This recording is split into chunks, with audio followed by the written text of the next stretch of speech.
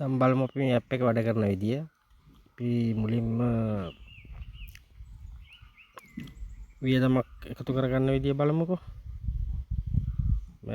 දැන් මෙතන තියෙනවා නව වියදමක් එකතු කරන විදිය. නව වියදමක් කියන තැන සිලෙක්ට් කරලා පාර අපිට මේකෙන් ඕන විදිය ඒවා තෝරගන්න පුළුවන්.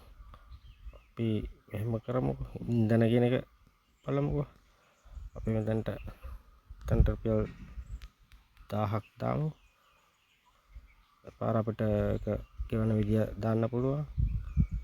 බැංකු වලින්ද කාඩ් වලින්ද කොහොමද කියලා. ඊළඟට අපිට මේක කොයි ෂෙඩ් එකෙන්ද කියලා කරන්න පුළුවන්.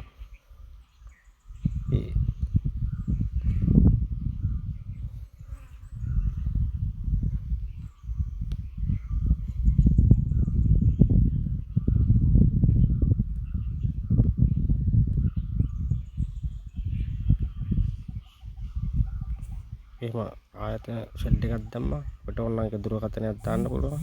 දුරකථන නම්බරය අර සේව් කරා.